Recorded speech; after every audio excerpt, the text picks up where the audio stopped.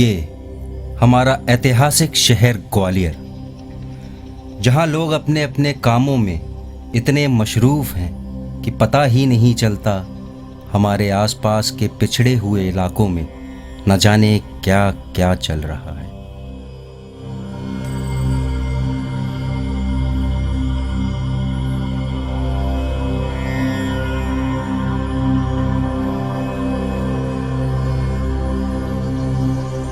जिंदगी की भागदौड़ में हम रोज एक कदम आगे बढ़ रहे हैं। जमाना चांद तारों तक पहुंच गया है। शहरों में और गांव में अंतर खत्म सा ही हो गया है, क्योंकि जो सुविधाएं आज शहरों में हैं वो गांव में भी उपलब्ध हैं। फिर भी क्यों लोग कुछ पुरानी परंपराओं में बंधे हुए हैं, और आखिर क्यों आज भी घरों में हो रहे हैं प्रसव? आइए रूबरू होते हैं कुछ लोगों से, उनकी अपनी वेदनाओं से भरी बातों से।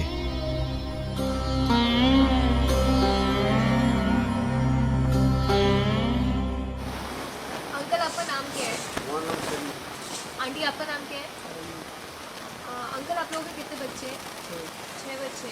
कितने कितने साल के हैं? एक तो 18 साल का, हाँ एक 16 साल, एक 12 साल का, हाँ। एक 10 साल और इनमें से किसी की शादी हुई है? का। शादी हुई एक एक की जो 18 साल तो लड़कियाँ थी, उनकी शादी हो गई। की लड़कियाँ हैं, वो कितने कितने साल की हैं? वो भी 18 की शादी करी, एक की 19 साल की शादी करी। और आपके 6 बच्चे अस्पताल में हुए या ये घर में? घर ही हुई हमारे अस्पताल में। घर में हुए। तो घर में फिर आपने दाई को पैसे दिए होंगे हाँ दिए न। किस हिसाब से? पैसे ले आती हैं 500, 1000। तो ऐसा कुछ होता है कि लड़कियों में अंकल ज़्यादा पैसे लेती हैं या कम पैसे लेती हैं, लड़कों में ज़्यादा? लड़कों में ज़्यादा लेती हैं 1000 रुपये, अच्छा, और लड़कियाँ होती हैं तो 500 लेती हैं। 500 लेती हैं। और आपने कभी कोई बच्चा गिरवाया करा भी नहीं, है नहीं। या कोई बच्चा मरा हुआ है या कुछ भी कुछ? नहीं, हमारा तो ना सफाई करवाई हमने, ना हमारा गिरा, हमारे पूरे पार हो गए। पूरे का। तो घर में कोई दिक्कत नहीं आती बच्चे होते हैं तो? अब दिक्कत क्या है कि छोटे छोटे से बच्चे हैं, कुछ संभालने वाला नहीं है, इसलिए मतलब हमारा डिलीवरी हमारा घर ही करवा लेते हैं। अपने बच्चों को भी देखते रहते हैं, फिर पकाते हैं। आंटी को हॉस्पिटल लेके नहीं जाते? नहीं, हम नहीं ले गए कभी। आपने क्यों नहीं ले गए? घर में ही नहीं रहते थे, घर में नहीं रहते थे? काम पे कल निकल गए, जब कब क्या डिलीवरी हो रही है क्या कोई मालूम नहीं चलता। दूसरे दिन आते हैं पता चलता है। मजदूरी में निकल गए, शाम को रात में आए 12 नहीं बजे तो 2 बजे। इनकी सास होंगी, आपकी बहनें होंगी, तो किसी ने सोचा नहीं अस्पताल में ले जाए? सास खत्म हो गई थी, अच्छा। बहन अपने ससुराल में रहती। तो पूरे 9 महीने में एक भी बार आप लोग डॉक्टर के पास नहीं लेके जाते? नहीं नहीं गए। आंटी, आपके कितने बच्चे हैं? 4। 4 हैं। तो कितने कितने साल के एक एक करके मुझे बताइए। ये घर 13 साल की। 13 साल की, उसका वजन कितना होगा लगभग? ये पता नहीं वजन की। ये कितने साल का है? 3 साल का। ये 3 साल का। खड़े हो ना। नमस्ते आंटी, आपका नाम क्या है आंटी? आंटी, आप यहाँ की दाई हैं? तो आपने आज तक कितनी जच्चा कर ली होंगी? लगभग 50, 100, 200? बहुत ज़्यादा हो गया। 5-6 हज़ार कम से कम। 5-6 हज़ार। कितने साल से कर रहे हो आप ये? 20 साल से तो नहीं कर रहे हैं। अच्छा, उससे पहले बुढ़ापा करती थी, कहाँ पर? बुढ़ाया उधर हाँ। उधर करती थी। अच्छा।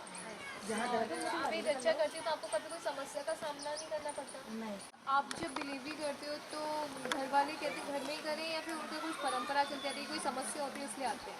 वो मेरे घर पे आते हैं हाँ। बुलाने के लिए, मैं मना करती हूँ। उनको है ना बहुत दिक्कत आ गई है अस्पताल में करने से, परेशानी आती है, इसलिए वे घर पर कराती हैं, वो घर पर आती हैं करने के लिए।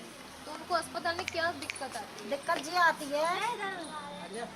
ये आती है कि ऑपरेशन बोल देते हैं, टाँके भी ले लेती है, चीरा लगा देती है ना, तो टाँके नहीं लगाएंगे क्या? सही बात है। इसलिए वे नॉर्मल घर पे पहली डिलीवरी घर पे ही मिलता है। चाहे 4 हो जाए, 2 हो जाए, या मतलब वो कैसी भी हो जाए, चाहे घर पर मिलता है। और घर पे कुछ ऐसा भी है कि आप लोग करते तो सुरक्षा वगैरह रहती है सारी? सब बना लेती हैं। तो क्या बना लेते हो आप? उसको लिटाने के लिए वो पूछती हैं ना, हाँ तो वो ले लेती हैं इतना बड़ा चद्दर, हाँ। मतलब कट्टा मट्टा प्लास्टिक को, कपड़े वपड़े रख लेती हूँ, दस्ताने हाथों में लगा लेती हूँ। तो मतलब पूरी साफ सफाई से करते हो आप लोग? अम्मा जी आपके कितने बच्चे हैं? 6 बच्चे 6 बच्चे। उसके अलावा कोई और भी हुआ था या सिर्फ 6 ही हैं? खत्म होगा, मतलब 5 है। अब 5 है, पहले 6 थे। तो आपके 6 बच्चे घर में हुए हैं अस्पताल में कैसे? मेरे तो घर पे ही है। 6 की 6। और अस्पताल घर में होने में कोई दिक्कत नहीं आती है? तो आप अस्पताल क्यों नहीं जाना चाहते? जब अस्पताल नहीं जाते हम नहीं जाते, हम तो जाएंगे घर पे ही करें पास।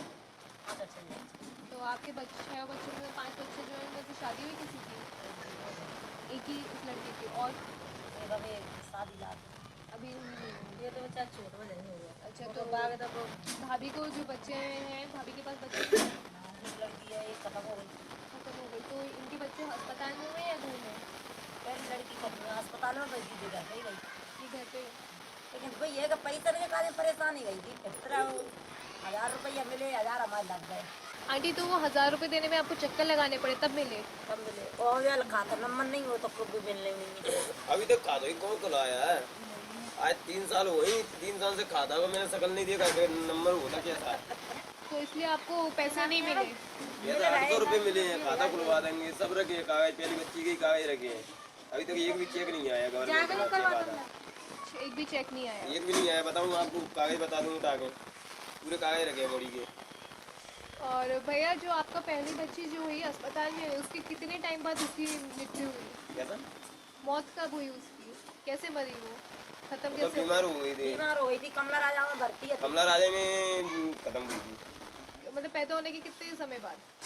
वो तो गैस सिस्टर नहीं है के चक्कर में ही हुई खत्म बच्ची।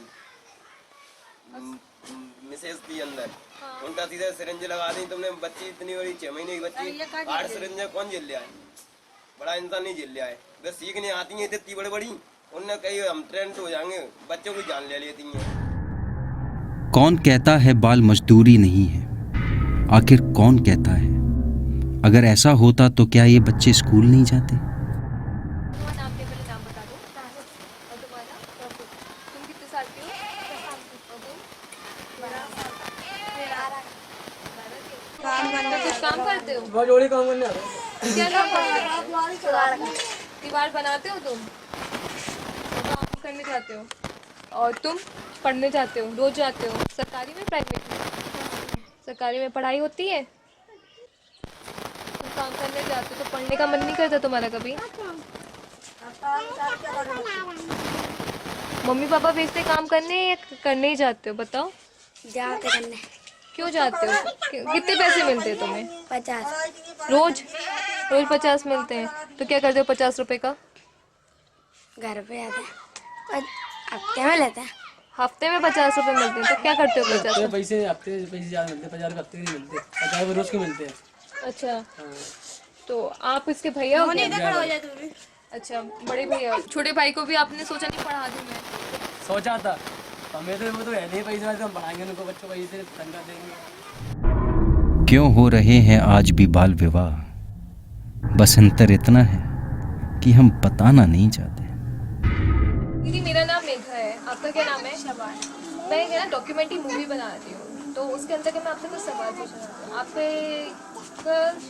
आपकी शादी को कितना टाइम हो गया है? 4 साल। 4 साल। आपकी अभी उम्र कितनी है? 20 साल। और आपकी बेटी को कितने साल की है? 2 साल की। एक ही बच्चा है आप पे? और ये घर में हुआ था या अस्पताल में? घर में। अब अस्पताल नहीं गए क्यों? ऐसे ही घर पे हो गए थे तो जाने की तो आपने बहन को फोन नहीं किया? 108 मिलाओ, बहन आ जाती है। जरूरत ही नहीं पड़ पाई, अब तक जाने को घर पे ही हो चुकी घर पे ही हो गया। अच्छा। दीदी मेरा नाम मेघा है और मैं क्या ना डॉक्यूमेंट्री मूवी बना रही हूँ, तो उससे संबंधित मैं आपसे कुछ सवाल पूछना चाहती हूँ। खुशी की कुछ नहीं है। आपका नाम क्या है? मैं शाजिया खातून, आपकी अभी उम्र कितनी है? 20। 20। आपकी शादी कितने साल पहले हो गई? मेरी शादी हुई 18 साल में हुई मेरी शादी। 18 साल में। आप पे कितने बच्चे हैं? 2 बच्चे। 2 बच्चे। कितने कितने साल के? जी अभी तो 1.5 साल की है जी, 4 साल। ये 4 साल की बच्ची है। आपकी शादी को 2 साल हुए आप कह रहे हो? नहीं तो जे ज़्यादा ही 19 मतलब 21-22 साल जा रहे हैं जी शादी के। 18 साल में शादी हुई, 21-22 चल रहे हैं। आपका क्या नाम है भाभी? अच्छा। अच्छा। आपकी शादी को कितने साल हो गए? 5 साल हो गए। आपकी कितनी उम्र है अभी? नहीं फिर भी लगभग बता दो, 20 साल, 10, 15 साल, 18 साल, 19 साल, वही 20 साल। और आपके कितने बच्चे हैं? एक ही है। कितने साल की? 4 साल ये 4 साल की लड़की है। तो ये घर में पैदा हुई है आपकी? घर ही हुई है। तो इसको आपने टीकाकरण करवाया? ये घर में पैदा हुई तो उसका टीकाकरण हुआ इसका? हाँ, हम लोग ना एक डॉक्यूमेंट्री मूवी बना रहे हैं, तो उससे संबंधित आपसे कुछ सवाल पूछने थे। आपका नाम क्या है? आपकी शादी को कितने साल हो गए? 17 साल हो गए। आपकी शादी किस उम्र में हुई थी? 13 साल के। और अभी आपके कितने बच्चे हैं? 6 बच्चे हैं। 6 वो लड़कियां हैं। अच्छा, आपके बच्चे जो है घर में पैदा हुए हैं या अस्पताल में? घर में 6 के 6। 4 घर में हुए थे। क्यों समझते हैं लोग औरत को बच्चे पैदा करने की मशीन? क्यों नहीं होता है अंतर बच्चों के बीच में? उनके कारण माँ और बच्चे दोनों को ही होता है खतरा। आखिर क्यों भूल जाते हैं मूल मंत्र, हम दो हमारे दो? विकलांगता ये एक अभिशाप नहीं, बल्कि ये हमारी गलतियों के ही कारण हो रहा है। प्रियंका, तो ये 4 साल की है, तो ये आंगनवाड़ी वगैरह जाती है? कहाँ जाती है आंगनवाड़ी? उसके क्या बचपन से पैर नहीं लिए? तो आपने डॉक्टर को नहीं दिखाया सरकारी? तो क्या बोले? तो आपने इसका जब पैदा हुई तो पैदा होने के बाद तुरंत डॉक्टर को नहीं दिखाया? कि दाई ने नहीं कहा इसके पैरों में कुछ तकलीफ है? नहीं, तकलीफ तो कुछ नहीं है। वैसे तो ठाड़ी हो जाती है, इससे पलंग के करके ना चली फिरती है, ऐसे मतलब छुट्टा नहीं चल पाती, कमजोर है। कहा है दिल में कमजोरी है। विकलांगता आखिर क्यों होती है, इस बारे में हमें बताएंगी मुरार हॉस्पिटल की सीनियर डॉक्टर साधना शिवरे जी। जन्म की विकलांगता काफ़ी केसेस में देखने को मिलती है कि जो पहले 3 महीने की गर्भावस्था है और कैंडिडेट अगर ऐसी दवाई खा ले जो नहीं खाना चाहिए प्रेगनेंसी के दौरान, क्योंकि पहले 3 महीने में बच्चे के अंग बनते हैं, तो उस समय दौरान अगर कोई गलत मेडिसिन खा लेता है तो प्रॉब्लम आ सकती है। क्यों नहीं मिल रही है बच्चों को शिक्षा? हमारी बड़ी वाली बच्ची 5वीं तक पढ़ी है, उसकी शादी कर दी है। और ये हमारी पढ़ रही है, कायल कौन से में पढ़ रही थी? 6 क्लास। 6वीं में ये पढ़ रही है। सबसे छोटा बच्चा अभी कितने साल का जी है? ये कितने साल का है? जी होगा तुम्हारा 8 साल का, 9 साल का है। 9 साल का। 9 साल का। ये भी घर में ही हुआ है? हाँ जी, गर्मी में। अच्छा, ये स्कूल जाता है? स्कूल कौन सी कक्षा में पढ़ रहे हैं? अभी तो सरकारी में जा रहे होंगे ना? हाँ। तो वहाँ पढ़ाई होती है? अभी तो लगाए थे बच्चा, सब पढ़ाई बताओ, पढ़ाई होती है? टीचर आते हैं? टीचर भी आते हैं। आते हैं। क्या क्या पढ़ाते हैं? छोटा बड़ा ABCD छोटा। और क्या कहते हैं, खाने को खाना मिलता है वहाँ पे? मिलता है ना? रोज मिलता है? ऐसा तो नहीं हो किसी दिन नागा हो रही है? नहीं, कभी लेट हो जाता है ना तो नहीं आ पाता, कभी लेट भी हो जाता है, टीचर फोन लगाते हैं, वो नहीं उठा पाते तो नहीं आता। तो खाना नहीं आता फिर? तो बच्चे भूखे आता ही नहीं है ना, वो तो कभी खा जाते हैं। एक दिन आगे खाने में कम से कम तुम्हारा 1000 की तो खाना बच्चों के लिए आती होगा, तो वो बचत हो जाती है, खा जाते हैं बीच में। एक दिन का 1-2 दिन की नागा मार देते हैं हर हफ्ते में। हाँ। अच्छा, वो कौन सी कक्षा में पढ़ रहा है? वो 3 कक्षा में। 3 कक्षा में। और उसकी पढ़ाई हो रही है? उसकी सरकारी में नहीं आ रहा सर, उसको हम इंग्लिश में प्राइवेट पढ़ा रहे हो? तो प्राइवेट और सरकारी में क्या अंतर देखने को मिला? इतना ये अंतर मिला था कि सरकारी में सिर्फ टीचर बैठे रहते हैं। ये 2 स्कूल है यहाँ पे, तो टीचर हमने देखा है बैठे रहते हैं, कोई बच्चे को सबक नहीं देते, उदम कर रहे हैं तो कर रहे हैं, उनको आगे कोई सिखाएंगे नहीं बच्चे को। अब आज हमने छोटा बना दिया, आपने छोटा बना दिया, फिर वो बच्चे को याद करा तो आगे उसको और आगे देंगे, तो वो आगे ऐसा नहीं दिख रहा हमको, तो हमने इसलिए हमने की एक बच्चे को तो मेहनत मजदूरी करके अपन पढ़ाई लेंगे। अंकल जी, आपके जो बच्चे हैं आपको शिक्षा कैसी मिल रही है स्कूल में? अरे कसूना मिल रही, ऐसा क्यों? ये तो पूरी पारी तनख्वाह ले रहे, बस तनख्वाह ले रहे हैं? बस पूरी पारी। आगे स्कूटर पढ़ेंगी, सो जाएंगी, लोग पढ़ ले तुम। तो खुद नहीं पढ़ाती टीचर? अरे हाँ, सो जाते हैं आए के। आपके 3 बच्चे अभी सरकारी में पढ़ रहे हैं ना? नहीं, 2 ही पढ़े रहे। 2 पढ़ रहे हैं। तो कौन कौन सी कक्षा में पढ़नी है दोनों? दोनों जो चौथे में करें बब्बू चौथी में करें। तुम चौथी क्लास में पढ़ती हो। तुम्हारा क्या नाम है? पूनम।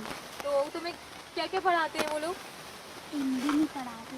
हिंदी नहीं पढ़ाते? नहीं आया हम क्यों, क्या पढ़ाते हैं? तू पढ़ाते नहीं है तो क्या बोलते हैं आपसे? जो मेरे ऊपर लोग खुद खुद ही पढ़ लो। तुम, आपने कहा नहीं कि मैम आप नहीं पढ़ाओगे हम कैसे पढ़ें? पढ़ाती मुझे लड़ाई गई तो ही मैंने कि जब मुड़ गया मैंने ईटे का में डाला है मैंने आई थी साल है गई मैंने की। तो कितने साल से ये चौथी कक्षा? छठी शाम तो मेरे को जा रही है एक्सीडेंट हुआ। बस 6 साल से चौथी कक्षा में चौथी है। में ही कोई गौना नहीं तो फिर चौथी नहीं करेंगे। छोटी जो नवई में हो। तो कब से तुम चौथी क्लास में? बहुत दिनों से मैम सुनती नहीं, मैम कहती है तुम चौथे में हो। तो तुम्हें आगे क्लास में नहीं डालते? नहीं डालती, पेपर नहीं दिलाते। इस साल 5वीं थी, 5वीं के पेपर नहीं दिलाए छठी के दिन। क्यों, तुमने कहा नहीं मैम मैं 5वीं के पेपर दूंगी? कहा था तो नहीं दिलाया उन्होंने। तो ऐसा तो नहीं तुम चौथी क्लास में फेल हो गई हो इसलिए दिलवाए हो? नहीं, चौथी नहीं, के? नहीं मना कर रही थी, कहीं फेल नहीं हुई थी। तो पहली में लिखवा देंगे तो पहली या 7 बस से आएगी तो 7 बस से 7 ही में तो होती। और तुम्हें वहाँ खाना मिल रहा है? खाना मिलता है ना, मध्यम भोजन हो जा रहा है? ऐसा तो नहीं कभी नागा कर दी कर दिन? नहीं कभी कभार नहीं आता, गाड़ी खराब हो जाती। कुपोषण एक गंभीर समस्या। सारी सुविधा होने के बाद भी क्यों पाई जा रही है ऐसी समस्याएं? तुम कितने साल की हो? तुम्हारा वजन कितना है?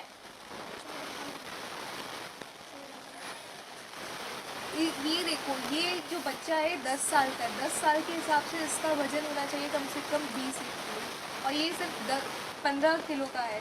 ये माल न्यूट्रिशन से निर्धारित है, इसमें माल न्यूट्रिशन पाया जाएगा क्योंकि ये बच्चा है जो है घर में पैदा हुआ है। उस वजह से इसकी माँ को पूरा पोषण और आहार नहीं मिला, ना दवाइयाँ मिली, ना सरकार की साइड से फैसिलिटीज़ मिली, ना आंगनवाड़ी है और ना कुछ और।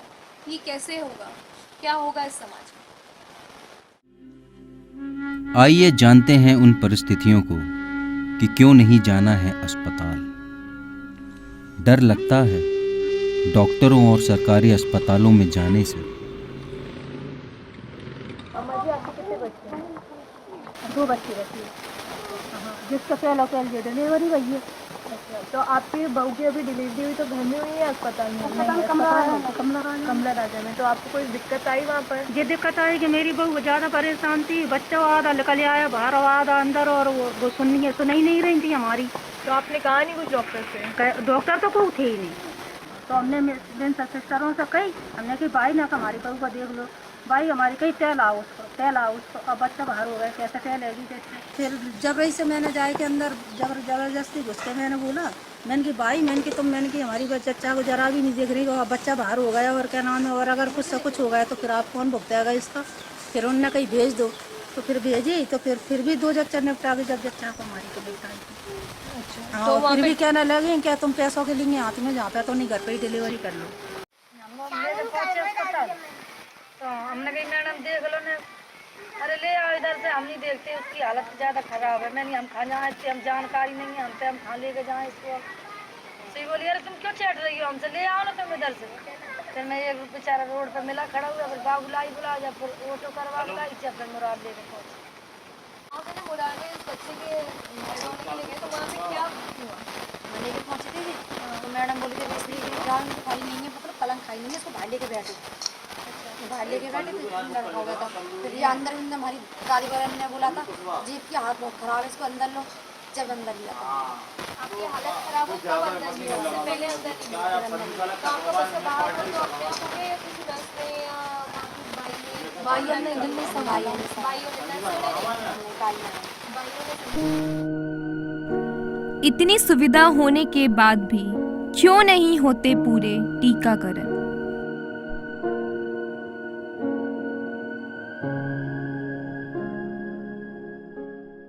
ये जब घर में पैदा हो गए तो उसके बाद आपने सरकार में जाके ये कहीं भी इनका टीकाकरण हुआ बच्चों का? आपके 7 बच्चों में से नहीं, ये तो हमने नहीं कराया। आज तक कोई भी टीकाकरण नहीं हुआ इनका? और टीके तो खैर डॉक्टर आते हैं, लगाए जाते हैं। आते हैं हम तो मजदूरी पड़ जाते हैं, हमारी मिसेज से। आपने घर में कराया तो आपको लगा नहीं कि अनसेफ हो रहा है या इसमें बच्चों को कोई दिक्कत नहीं आ जाए? तो आपका जो प्रेगनेंसी का 9 महीने का टाइम होता है, उस 9 महीने के दौरान आपने कोई टीका वगैरह लगा आपको? कुछ नहीं लगा हमारा तो। कोई टीका नहीं लगा, ऐसे ही बच्चे बस हो गए?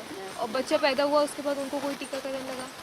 क्यों नहीं लगा? अभी तक किसी को लगा? ये आपकी 12 साल की बेटी है, इसको अभी तक कोई टीकाकरण लगा? नहीं लगा, किसी के एक रुपये नहीं लगा। अभी भी नहीं लगा टीकाकरण, क्योंकि ये ना 15 महीने के बाद 18 साल की उम्र तक भी बीच में टीकाकरण लगता है, वो भी नहीं लगा। आइए जानते हैं ग्वालियर शहर के अलग अलग एनजीओ से उनकी क्या राय है इन समस्याओं को लेकर। नमस्ते सर, मेरा नाम मेघा है, आपका क्या नाम है? मेरा नाम डॉक्टर विजय गुप्ता है। सर, मैं एक सोशल वर्क स्टूडेंट हूँ, मैं एक डॉक्टर भाई की मूवी पे काम कर रही हूँ, तो उसके रिगार्डिंग आपसे मुझे कुछ सवाल पूछने थे। हाँ पूछिए आप लोग। सर, जो अपना ऑर्गेनाइजेशन है CID, ये बेसिकली किस पे वर्क करता है? सेंटर फॉर इंटीग्रेटेड डेवलपमेंट एक एफर्ट है ग्वालियर में, जो सोशली सेंसिटिव लोग थे उनका एक ग्रुप था जिसके थ्रू काम किया। शुरू में CID एनवायरनमेंट को लेके काम कर रहा था, लेकिन उसके बाद में जब ये देखा कि ग्वालियर के आसपास बच्चों के लिए भी बहुत ज़्यादा इशूज़ हैं, सबसे बड़ा इशू था कि ग्वालियर के अंदर चाइल्ड लेबर बहुत ज़्यादा तादाद में थे, कालीन बहुत बनाते हैं बच्चे, बिल्डिंग में काम करते हैं, माइंस में काम करते हैं, तो उसको लेके CID ने काम किया और बच्चों में खास तौर से बच्चों के लिए, महिलाओं के लिए और प्रिमिटिव ट्राइब जो शहरी है उनके लिए खास तौर से काम करते हैं। बट सर, देखा गया है कि स्कूल्स हैं जो सरकारी, वहाँ पढ़ाई होती है तो माँ बाप कहते हैं बच्चों को भेजे ही नहीं, तो उसके लिए क्या करें? इसी इशू को लेकर हम लोग काम करते हैं। कहीं ना कहीं सबसे बड़ा सवाल यही है कि टीचर की बच्चों के प्रति सेंसिटिविटी नहीं है, वो कभी ये रिस्पॉन्सिबिलिटी नहीं मानते इन बच्चों के जीवन को विकसित करने का हमारी जिम्मेदारी, और हमको उसी के लिए तनख्वाह मिलती है, बल्कि कहीं ना कहीं वो उनको निगलेक्ट करते हैं, उनको सपोर्ट नहीं करते। तो हम लोग इसीलिए कोशिश करते हैं, जो हम यहाँ पे बच्चों के लिए चाइल्ड लेबर के स्कूल चलाते हैं, कि उनको करके थोड़ा, एक तो क्या है कि they are first generation learners, तो जब वो स्कूल में जाते हैं, स्कूल में टीचर का सपोर्ट नहीं मिलता तो वो बहुत रिजेंट हो जाते हैं या परेशान महसूस करते हैं और जाना फिर बंद कर देते हैं। और कभी कोई सरकारी स्कूल में टीचर्स उनको मारते भी, जबकि नियम के अनुसार किसी बच्चे को पर्सनल देना गलत है। मेरा नाम नीलम दीक्षित है और मैं यहाँ पे ब्रांच मैनेजर हूँ family planning association of India. Ma'am, मैं ये पूछना चाहती हूँ कि आपके हिसाब से घरों में जो प्रसव हो रहे हैं वो सही है या नहीं है? नहीं होनी चाहिए, घरों में प्रसव नहीं होनी चाहिए, क्योंकि शासन की इतनी व्यवस्था की हुई है, मतलब हर ग्रास रूट पे उन्होंने 2000 पे अपना एक व्यक्ति बिठाया हुआ है जिसे आशा वर्कर कहते हैं, तो वो उस 2000 में काम कर रहा है।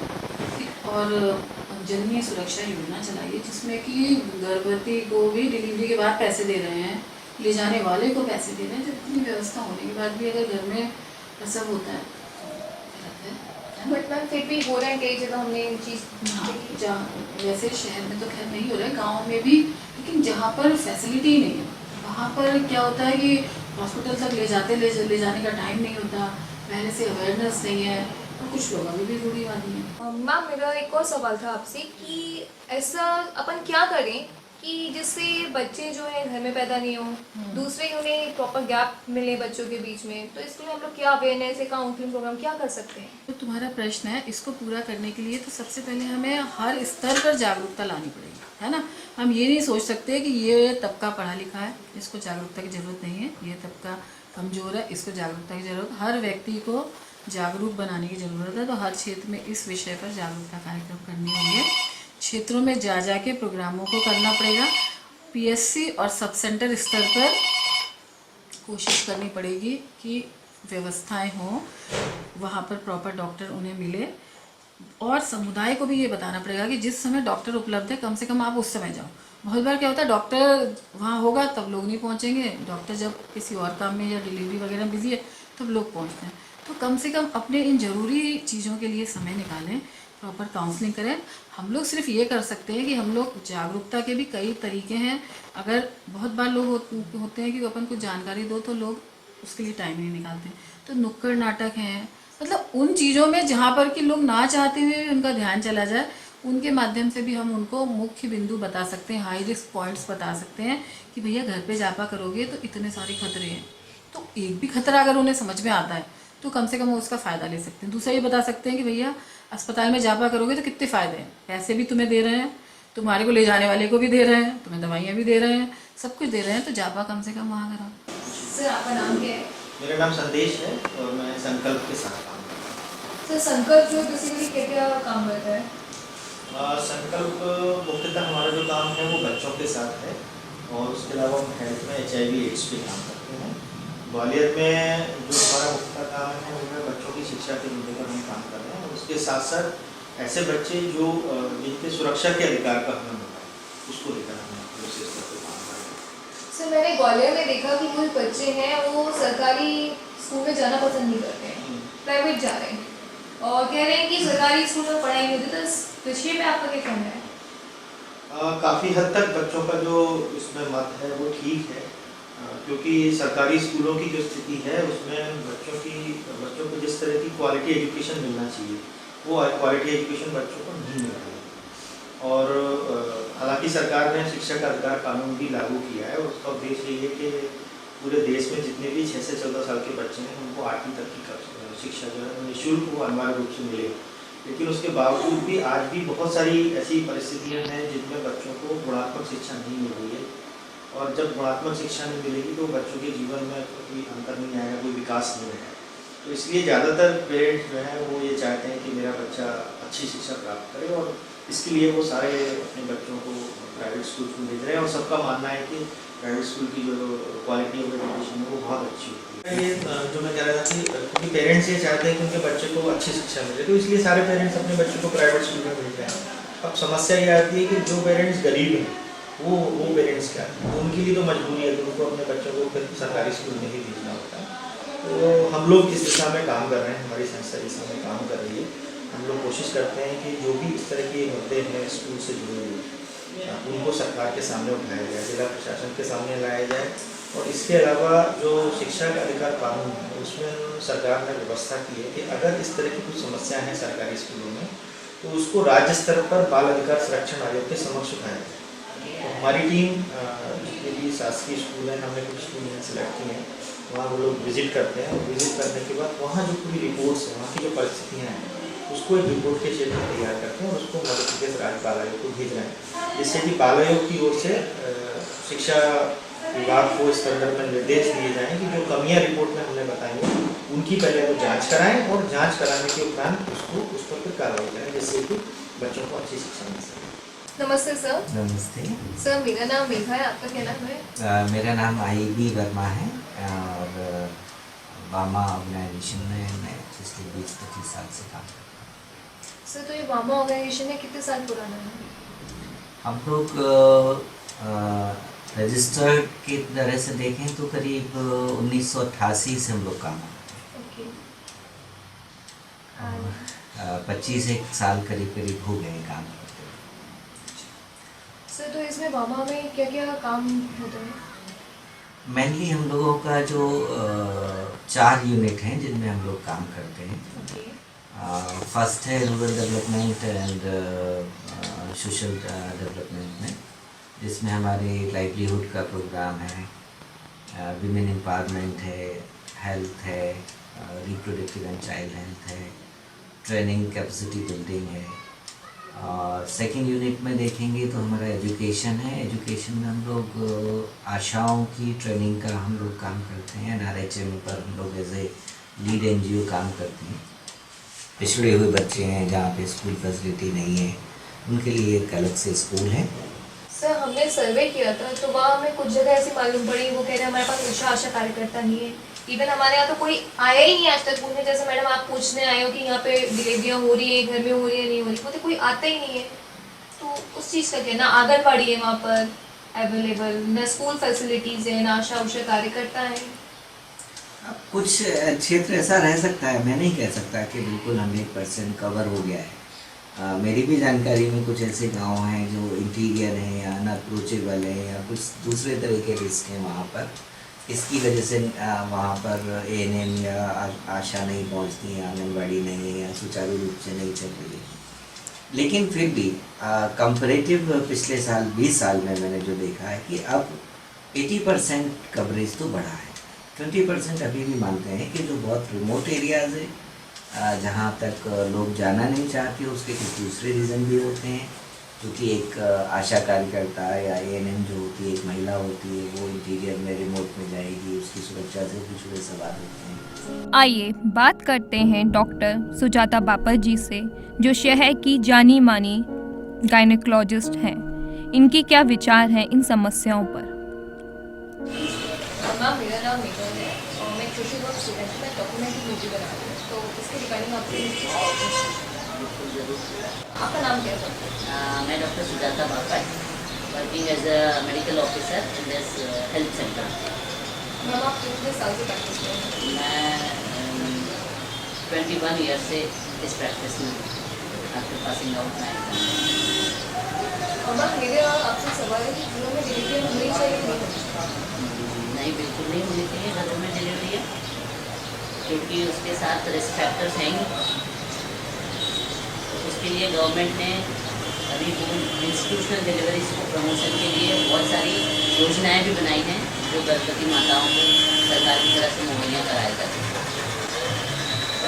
मैं आपको इससे पहले ये सवाल पूछना चाहूँगी कि होम बेस्ड डिलीवरी और इंस्टीट्यूशनल डिलीवरी क्या डिफरेंस है?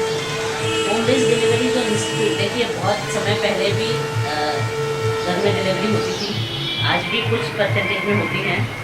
उसमें यदि आपको रिस्क फैक्टर है, डिलीवरी एक फिजियोलॉजिकल प्रोसेस है, तो हम उसको बीमारी के तौर पर नहीं लेते हैं, लेकिन फिजियोलॉजिकल प्रोसेस होने के बावजूद ड्यूरिंग डिलीवरी यदि बच्चे को या माँ को कोई ऐसी परेशानी आती है जिसका उस समय इलाज नहीं हो सकता, इमरजेंसी में यदि उसको हम हॉस्पिटलाइज करते भी हैं तो भी उसके मृत्यु की संभावना रहती है। मैम मेरा आपसे ये सवाल है कि आपकी जो सरकार योजना दे रही है, बट फिर भी लोग बाहर हैं कि जाना नहीं चाहते, बोलते हैं वहाँ पर फैसिलिटीज़ पूरी नहीं मिलती है। देखिए, जहाँ तक सरकारी योजनाओं की बात है और जो फैसिलिटीज़ की बात है, तो जब तक अवेयरनेस नहीं आएगी, जागरूकता लोगों में जब तक पूरी तरह से नहीं आएगी, तब तक ये परसेंटेज थोड़ा ना थोड़ा बना रहेगा। दूसरी बात, मैं एक NGO के तहत काम करती हूँ गवर्नमेंट हॉस्पिटल्स में। आज की तारीख में भी कुछ ना कुछ ऐसी अड़चनें हैं, जो लोग काम करते हैं वो अपनी जवाबदेही पूरी तरह से नहीं करते हैं। अकाउंटेबिलिटी हर व्यक्ति अपना करे तो जो हितग्राही पहुँच रहा है उसको पूरी फैसिलिटी मिले।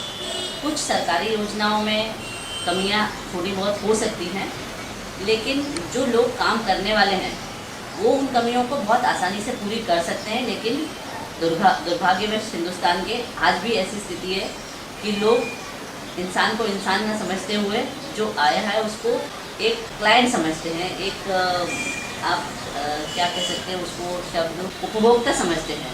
उस तरह से मरीज का और डॉक्टर का रिलेशन नहीं है। यदि वो ऊपर हो जाए उससे, तो जहाँ तक हो सकेगा हितग्राही जरूर हॉस्पिटल। हम ये होता है ना कि वो लोग गए डॉक्टर को दिखाया और कहते प्रिस्क्राइब कर देते मेडिसिन, जबकि सरकार ने बोला इन्हें फ्री इलाज होना चाहिए इनको बिलो पॉवर्टी लाइन।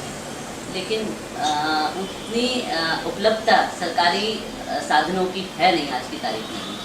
उसी की वजह से हॉस्पिटल में, गवर्नमेंट हॉस्पिटल में, उसी की वजह से कई बिलो पॉवर्टी लाइन वालों को भी अस्पताल को छोड़ के मजबूरन प्राइवेट हॉस्पिटल में जाना पड़ता है, जहाँ पे उनका पैसा खर्च होता है, लेकिन उनको सुविधा पूरी मिल जाती है, वो स्वस्थ हो जाते हैं, तो आदमी पैसे की इतना चिंता उस समय नहीं करता है। ये बहुत बड़ा कारण है।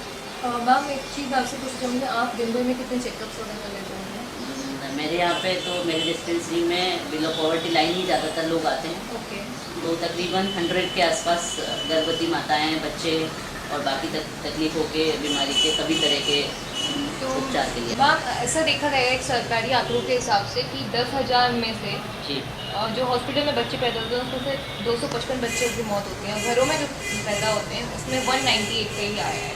तो इस रेशियो के बारे में आप क्या कहेंगे? ये केवल डॉक्यूमेंटेशन की बात है, क्योंकि घरों की डिलीवरियाँ भी कई बार एनरोल्ड ही नहीं होती सरकारी आंकड़ों में। तो उसमें से यदि बच्चे की मृत्यु हो जाए तो आप ये मान के चलिए कि वो एनरोल्ड नहीं होगी, जहाँ बच्चों की मृत्यु हो जाए। इसके लिए सरकार ने MCTS का एक यूनिक ID नंबर तैयार किया है। हर गर्भवती को पहले 3 माह में उसको रजिस्टर्ड होना है, उसका MCTS नंबर रजिस्टर्ड होगा वाया आंगनवाड़ी केंद्र, ऊषा कार्यकर्ता जो शहरी ऊषा कार्यकर्ता है, और उसी क्षेत्र की ANM। तो सरकार को इस पॉलिसी के ऊपर काम करना चाहिए, हम दो। यस, बिल्कुल करना चाहिए। और आज भी मैं स्वास्थ्य सिस्टम में बहुत सालों से हूँ, लेकिन प्रोमिनेंटली कोई ऐसी बात X और Y क्रोमोसोम्स की किसी सरकारी सिस्टम में और सरकारी जो परिवार कल्याण का विभाग है उसमें उठकर नहीं आ रही है, जिसमें ये दर्शाया जाए कि पुरुष ही ये जिम्मेदार है। तब जो महिलाओं की स्थिति, जो पेट से होने वाली लड़की है, भ्रूण, कन्या भ्रूण होने वाली बच्ची जिसके साथ भी आज प्रताड़ना होती है, जो यंग एडोलेसेंट लड़कियां जिनके साथ हम समाचार पत्रों में लगातार देखते रहते हैं, बहुत सी ऐसी घटनाएं होती हैं। और कुछ महिलाएं हैं जो पति के साथ में कि चूँकि ये मेरा पति है और परमेश्वर की तरह से देखती हैं और आज भी उसको फॉलो करती हैं। तो जब इस धारणा को सरकार अपने जागरूकता कैंपेन के तहत या इंडिविजुअल हर व्यक्ति अपने अपने संबंध में जो भी आता है उसको ये बताने की कोशिश करे, अवश्य उनके दिमाग में समझने की बात आएगी कि मैं जिम्मेदार हूँ। तो अब यदि मेरी 2 लड़कियाँ हो गई हैं तो मैं ना करूँ, अब तीसरा बच्चा ही ना करूँ, तो चाहे लड़का लड़की होने का कोई प्रश्न नहीं। जिस देश में औरतों का इतना सम्मान होता है, हमने शहर के assistant director of women and child development mister R K. Tiwari ji से बात की, ये जानने के लिए क्या ये सब सही हो रहा है। सर, आपके हिसाब से होम बेस्ड डिलीवरी होना सही है या नहीं? बिल्कुल, क्योंकि जो बेसिक हाइजीन और बच्चों की सेफ्टी के लिए जो हमको प्रिकॉशंस वगैरह लेने होते हैं वो हम लागू नहीं कर पाते होम बेस्ड डिलीवरी में। इसलिए गवर्नमेंट का भी जो डिसीजन है और साइंटिफिकली भी ये प्रूव हुआ है कि मोस्ट प्रॉब्ली जहाँ तक संभव है उनको इंस्टीट्यूशन डिलीवरी पर ही जाना चाहिए। बच्चे जो हैं विकलांग पैदा हो रहे हैं, तो उसमें क्या सरकार की कहीं ना कहीं कुछ गलती नहीं है रेगुलेशन में जो हमारी स्कीम्स चल रही हैं? डिसेबल्ड चाइल्ड का पैदा होना एक जेनेटिकल डिसऑर्डर्स के वजह से हो सकता है। इसके लिए जितनी सरकार की जवाबदेही है उतनी माता पिता की भी जवाबदेही है कि अपना जो एंटीनेटल चेकअप है, अपनी जो रूटीन चेकअप्स हैं वो टाइमली कराते रहें। सरकारी संस्थाओं में सुविधाएं मिलती हैं, कुछ व्यवस्थाओं को लेकर सवाल ज़रूर है, लेकिन ऐसा भी नहीं माना जा सकता कि एब्सोल्यूट डार्क है। तो इन चीज़ों के लिए दोनों पार्ट से थोड़ा सा इनिशिएट लेने की गुंजाइश है। सर, ग्वालियर क्षेत्र में कुछ ऐसी जगह है जहाँ भी ऊषा आशा कार्यकर्ता की नियुक्ति नहीं हुई है, उसमें आप क्या कहेंगे? और आशा कार्यकर्ता की नियुक्ति का जहाँ तक सवाल है उसके लिए स्वास्थ्य विभाग के जो वरिष्ठ अधिकारी हैं उनसे संपर्क करके बेहतर जानकारी आपको मिल सकेगी। बट जितनी मेरे पास संक्षिप्त जानकारी है उसके हिसाब से शासन स्तर से बिल्कुल स्पष्ट निर्देश है कि हमको सारी नियुक्तियाँ टाइम बार्ड में नियुक्तियाँ करना है। टाइम बार्ड में करना, बट सर अभी तक नहीं हुई है। इसके बारे में स्वास्थ्य विभाग के जो अधिकारी हैं वो शायद आपको बेहतर जवाब देते हैं। सर्वे के दौरान वो लोग कह रहे थे कि हम लोग जानते हैं तो नर्सेस वगैरह होती हैं, वो हमसे पैसा मांगती हैं, कहते हैं कि आपका बेटा हुआ है तो आप हमें 2000 रुपये दीजिए, नहीं तो हम आपका बेटा नहीं देंगे। गलत है, ऐसा कोई भी कर्मचारी नहीं कह सकता और बिल्कुल पब्लिकली क्लियर मैसेज है कि लोग बिल्कुल भी पैसा ना दें और ऐसा जो अधिकारी करते हैं उनकी शिकायत करें ताकि दंडात्मक कार्रवाई की जा सके। सर, और क्या हमारी सरकार इस संदर्भ में कर सकती है जिससे ज़्यादा से ज़्यादा होम बेस्ड डिलीवरी खत्म हो जाए? सरकार के जल्दी सुरक्षा योजना चली रही है और भी हेल्थ सर्विसेज की स्कीम चल रही है। हमने ऊषा आशा कार्यकर्ता साहब खुद ही बता रहे हैं कि ग्वालियर में यदि आपकी इश्यूज़ हैं, लेकिन ऑल ओवर द स्टेट चल रही हैं चीज़ें। आंगनबाड़ी केंद्रों के माध्यम से भी इस बात का प्रचार प्रसार बातचीत की जाती है लगातार। अल्टीमेटली हम ये मान के चलते हैं, हमारा लक्ष्य है कि हम 100% डिलीवरीज हमारी जो है इंस्टीट्यूशन में, और लोग खुद इतने लेवल पर मोटिवेटेड हों कि वो खुद इंस्टीट्यूशन पे आएँ। ये हमारे सरकार का हम लोगों की ये सारी समस्या लेकर गए शहर के कलेक्टर मिस्टर पी नरहरि जी के पास, ये जानने के लिए कि वाकई में ऐसा होता है, क्या वाकई में सरकार कुछ नहीं कर रही इन लोगों के लिए, या फिर कुछ और है जो हमें नहीं पता।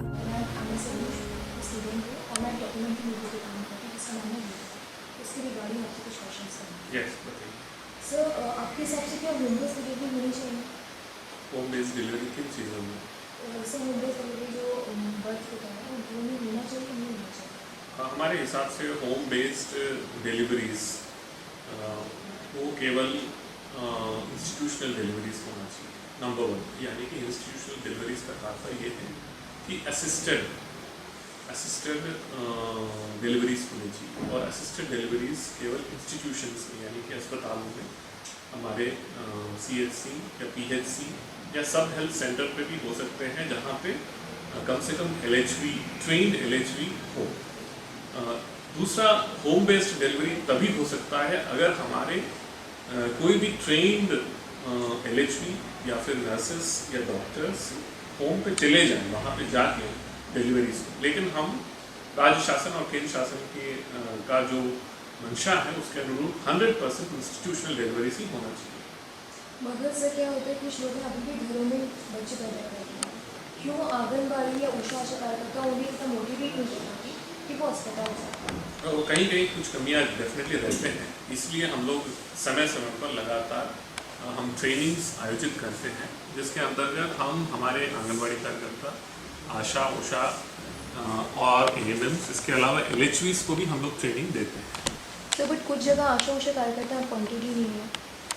जहाँ तक ग्वालियर ज़िले का प्रश्न है, आशा कार्यकर्ताएँ ग्रामीण स्तर पर महज 50 से एक ऐसे स्थान हैं जहाँ पर नहीं है। आशा कार्यकर्ताएँ जो शहरी क्षेत्र में हैं वो लगभग हैं। जो भी कमियाँ हैं इसकी पूर्ति की जाती है। सर, हमने ना सर्वे के दौरान ये पाया था कि जो माताओं बच्चे हैं उनमें माल न्यूट्रिशन पाया। एज तो है उनकी, बट उनका जो वजन बढ़ता है बहुत कम है। हमारे एक तरह हेल्थ कैंपेन्स वगैरह चलते हैं, तो ऐसा क्यों नहीं है कि वो माल न्यूट्रिशन दूर हो पाए? हमारे जो खान पान रहन सहन जो कस्टमरी यानी कि बिहेवियर है, जो रहने की जो पद्धतियाँ हैं, इसमें परिवर्तन लाने की आवश्यकता है, जिसमें लगातार वृद्धि हो रही है।